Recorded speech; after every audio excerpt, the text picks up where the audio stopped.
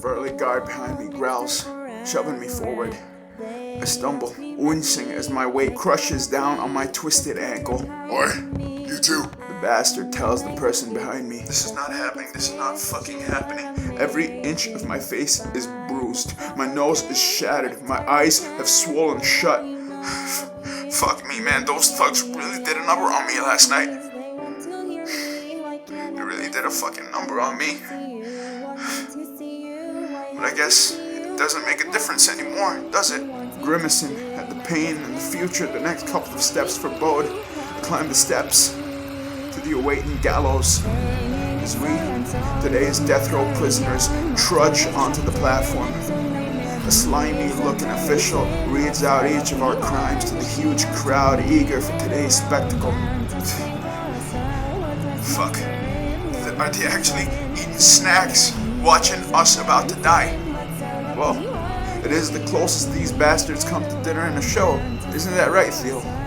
Fuck me. All of us are lying underneath the gallows, nooses set around our necks. I see bloodstains on the rope fibers, but considering where I'm going, I guess hygiene isn't really on the top of my mind now, is it? Song Satsang, you have been accused of stabbing a police officer. Your verdict is death. Do you have any last words? Song says nothing, completely ignoring the official. His eyes are fixed on the crowd. Or rather, someone in the crowd. Wait! Leave! That policeman tried to rape me. My husband only did it to protect me. It's okay. Please. Don't worry. I'll always be... The wife's cries are drowned out by the raucous crowd. They've exploded into a frenzy of excited cheering, feeding off our emotions. I feel a warm puddle spread around my left foot. It feels kind of nice around my swollen ankle. When I look down, I realize it's foul, so for fuck's sake. The guy next to me just pissed himself. I would lash out, but the poor kid is already trembling violently. Anyway, I don't think that there's any shit left to scare out of the poor boy. Aima used to tell me how disgusted she was by the idea of public executions. And that nostalgic, desperate side of me is scanning the sea of jeering faces, craving the sympathy of family. But how could she possibly know where I am? Or where in a couple of seconds I'm going to be going? Where I'm going to be going? It was just supposed to be a simple money drop-off, for fuck's sake. By now, she's probably already worried sick once my neck is broken. I'm simply gonna vanish into the wind, blown away like the ashes of an unclaimed, unmarked criminal. Timothy Beat Rest, you have been accused of stealing £0.5 pound worth of crow's meat, 2 turnips, 4 radishes, and a bowl of porridge. With the bowl, your verdict is death. Do you have any last words? The kid looks just a couple of years younger than me. He squeezes his eyes shut and shakes his head.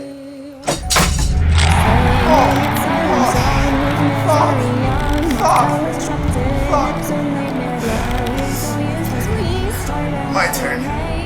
No, take him to the crematorium later. Let me finish off with these 3. Oh, what's this one's name? The official points at me, but the guard who led me here just shrugs. What's your name? Sean. And last name? That is my last name. What's your first name then? Eric? Okay then, Erickson.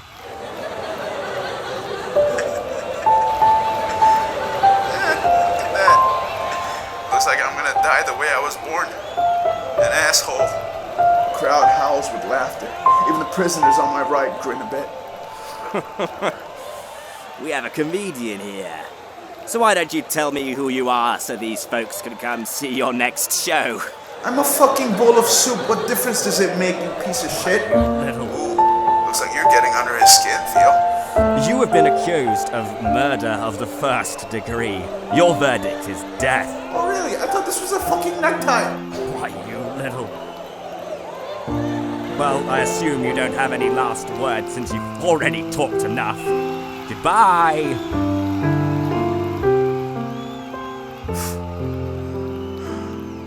So this is how it ends, huh?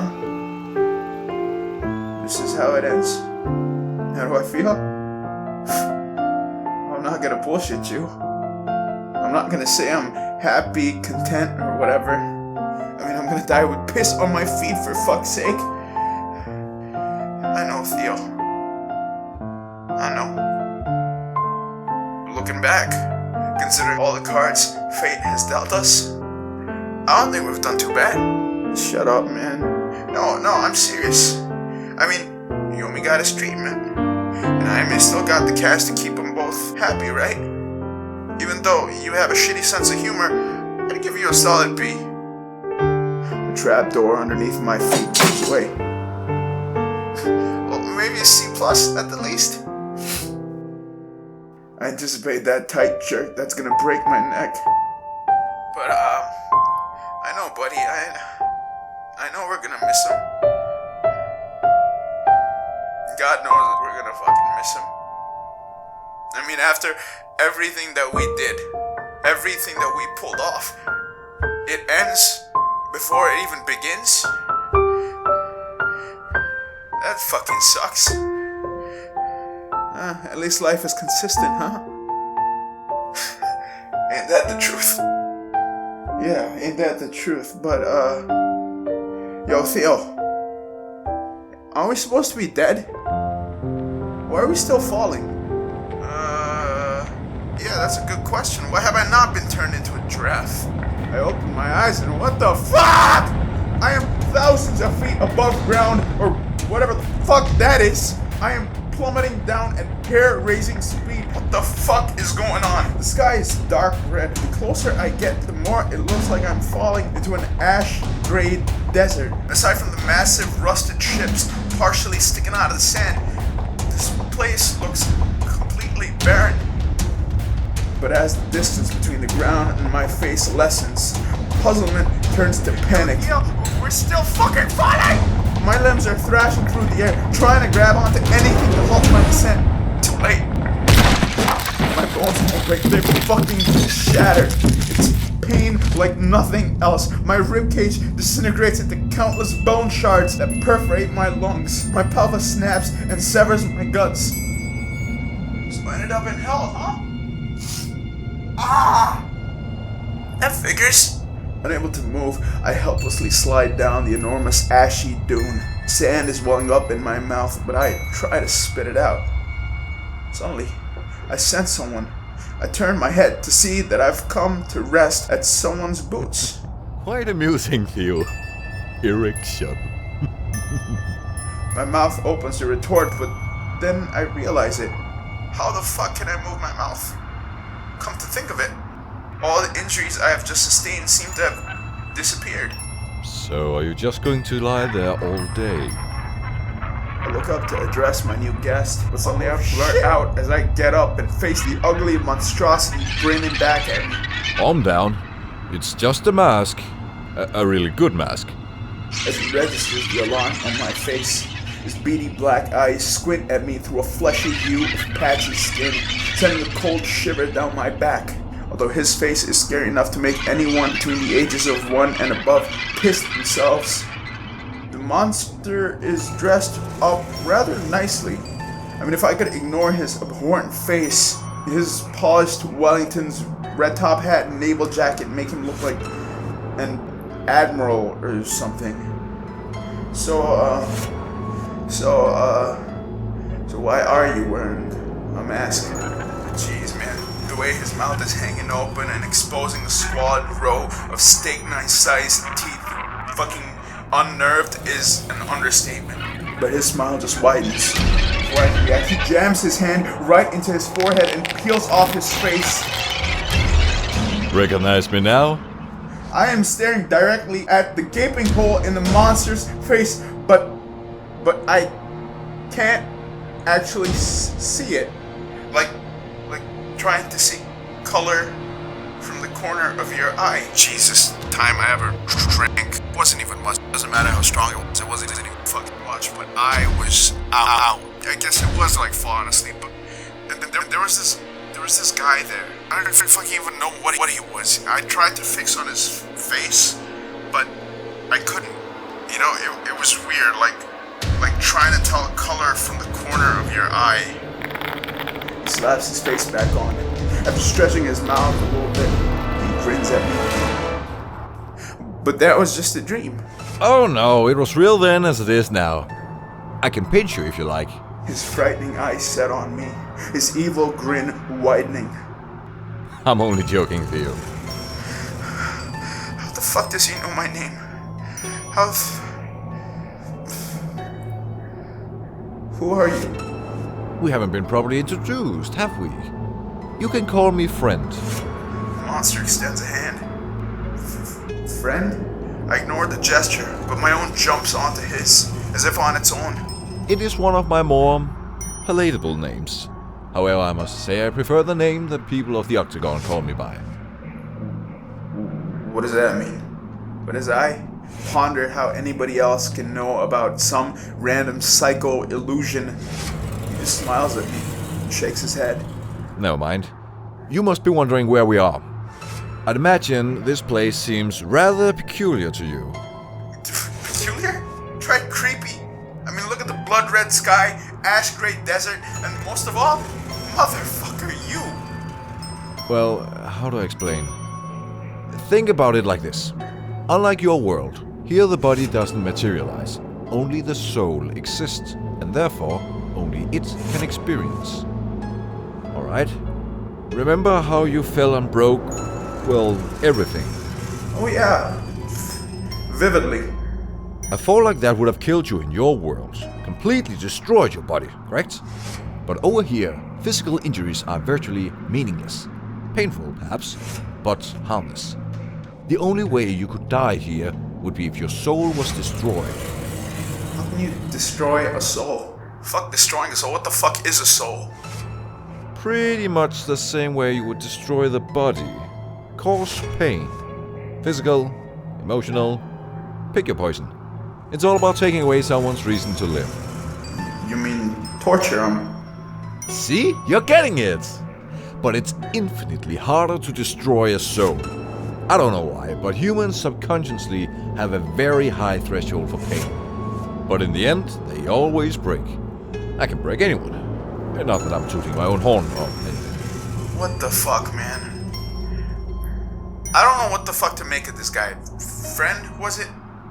I mean, this guy acts nice enough, but then starts talking about torture like it's playing golf or something. I scratch some sand out of my hair, deciding it's better to entertain Friend and get on his bad side. So what you're saying is I'd be alright over here? I mean, if I got stabbed or something. Stabbed, shot, crippled, maimed, decapitated? It isn't as weird as you might think. I mean, unlike your world, where the soul is safe, but the body can be destroyed, here, even if your soul is in danger, your body is completely safe. So that's why the fall didn't kill me. Exactly. Friend? This, however, might. Give me your hand. We'll continue this conversation inside. I am a little apprehensive about holding hands with another man or whatever the fuck he is, considering the way the wind is suddenly picking up, suddenly rousing the massive being around me. I stick my paw into his and firmly follow Friend as he starts to pick it up. We need to move. I guess your present has them frothing at the mouth. The wind is violently whipping up an intense sandstorm around me. Fuck, man, even if it is a little free, I'm glad Friend's got me. But his lead does nothing against the storm's wrath. My face feels like someone is running sandpaper over it. I pull my shirt over my mouth and nose to stop the sand from getting in. That fucking does absolutely nothing. I can still barely fucking breathe. We're almost there, Theo. I can hear him yelling over the gritty tempest, but I can't fucking see it. All I feel is ashy white noise, as well as the unnerving, inhuman screams causing it. Before I can react,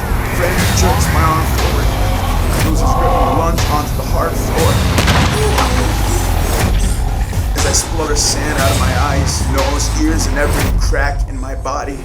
I hear iron slam on iron. My eyes slowly start adjusting from the stark white storm to the dark, rusty metal box I found myself in. The only light source is glowing green from behind the rusted walls. Cozy, isn't it? Friend smiles at me, shutting the valve on the iron door tighter.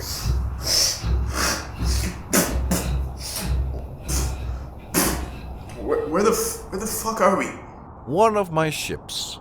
We had to come here. The storm outside would have destroyed you. What the fuck is going on? I thought you said I couldn't be killed here. I said your body couldn't be destroyed. But that storm would have ripped the skin off your bones. It would infinitely and repeatedly flame your regenerating body until you lost the will to live. Considering that would be poor courtesy of my part, I saw fit to take this party elsewhere. Damn. I mean, thanks, but... Damn. Jesus. So you're fucking telling me that there's only a rusty metal door between us and that cheese grater outside? I mean, thanks, but what the fuck were they, man? Just think of them as my pets. Pets? You should fucking think about getting them fixed. I can't deny it was convenient timing, though. Really helped drill home the point that over here, no matter how badly your body gets hurt, your body will remain fine. Similarly, in your world, your soul can be destroyed, only your body. And one can't live without the other? Exactly. I must say, Theo, I like you more than the other ones I brought down here. Others? Yes, there has been 7 before you. Uh-huh. So what's so special about us? You smile at me, looking at me as if I'm playing dumb. Come on, Theo. Friend, I really don't know what you're talking about. I know about your ability. I must say I like the name. Ghost. It does have a nice ring to it. What? What the fuck did he just say? Did he just say ghost? I am speechless, completely taken off guard. Guys, nobody, apart from Yomi and Aime, nobody in the whole world knows about Ghost. So how the hell does this scary motherfucker know? How did you know about Ghost? Who do you think gave it to you? What? And I must say, I am proud of you. You haven't gone down some shady path. As it goes on, my mind's racing. This has got to be a dream. This has got to be a dream. Yeah, Theo, I really fucking wish it was, but remember the pain outside? No, we're definitely here. Fuck me, man. So then the million grail question is... Except for the time you went up to the house. Why? Why did you give me Ghost? It had to be someone. Yeah, you say that, but why do I feel like there's a catch? Maybe because there's always a fucking catch? Yeah, is there something I should know? About Ghost, I mean? Why would you say that? Because no one does shit for free, friend. So what's the catch? That price has already been paid. What is that? 10 years. 10 years had to be taken off your lifespan. 10 years. Friend looks at me, as if getting ready to defend an argument, but is utterly taken aback by my expression. So you're telling me that I'm not dead right now? Of course you're not dead. You're here, aren't you? Fuck me, thank God. I'm sorry, but fuck me, man. Wait, are you okay? I just said I shaved a decade of your life. Friend's frowning at me, looking at me as if I'm crazy. Oh, fuck. Fuck, I know, but without Ghost, I'd be dead, and my family wouldn't be far off. Now, thanks to Ghost, we're rich. Friend looks as if this was the last thing he expected. I know, man, I know. You guys might think I'm an idiot for reacting this way too, but I know he didn't have any right to do whatever he did. But if he gave me the option of 10 years or my ability, I'd fucking choose Ghost. I'd fucking choose Ghost any day of the fucking week. Well, that's the weight off my chest. You took this much better than the others. Oh, so there are others? People who can use Ghost, I mean. There are 7 others, each with their own unique ability. However, Theo, trust me, you're better staying well away from them. What do you mean? They didn't exactly go down the same innocent path as you have. I see you have questions. So, here is my one grim, regrettable answer. However, before I can ask, Friend winds up and throws his claw-like fist clean through the iron floor and peels it open. I like you, Theo. And in the interest of a lasting friendship, I feel I must be honest with you. Friend? I'm truly sorry, my child.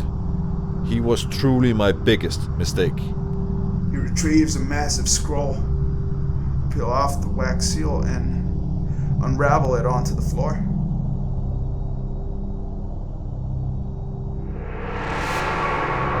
Shido! Shido! The mother cried, racing down the street. Although she was attracting the open annoyance of her fellow villagers, she cared not, for her son hadn't returned in 2 days. Her worry was further embittered by her guilt over their parting. She'd thrown him out for having eaten her dinner too. Although she didn't mind going to bed hungry, she did worry for his health, for you see, her Shido was 4 foot wide and built like a privy house.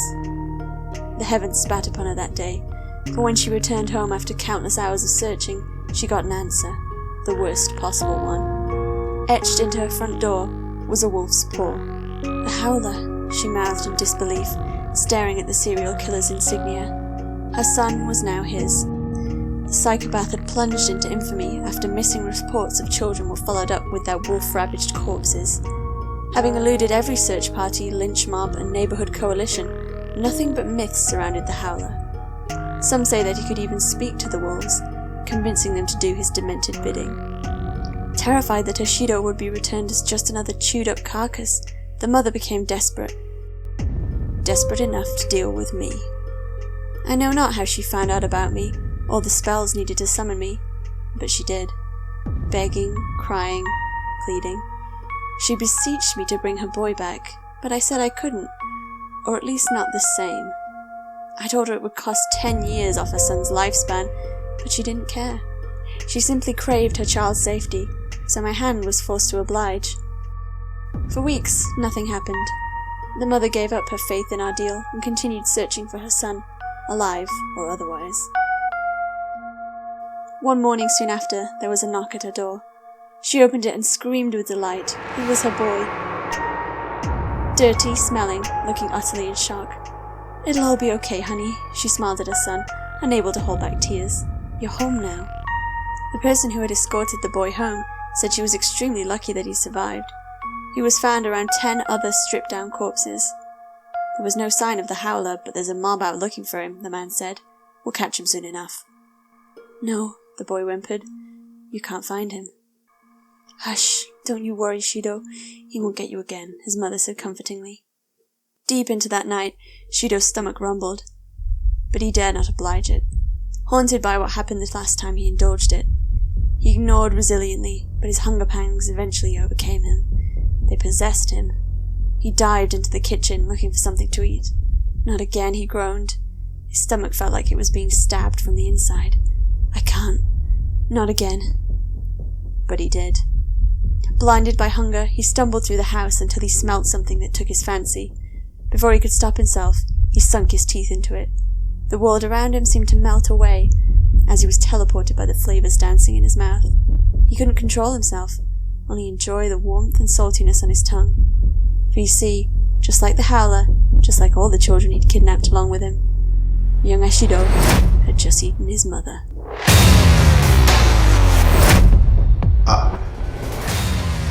Ashido? Friend, this is... that Ashido? I didn't know at the time the consequences my actions would entail for you or any one of the hundreds Ashido has cannibalized over the past decades. But you must believe me, Theo. I never knew. All I wanted was to return him to his mother. I suddenly realize I'm levitating. It's time to go, Theo. I wish we could have ended this meeting on a happier note. I'm truly sorry, Theo. Friend? Before I can respond, gravity reverses. I'm being pulled up. I crash through the ceiling, then another. Before I know it, I'm racing towards the crimson heavens. But even though I am falling in reverse, I can't shake off this feeling. Friend made Ashido?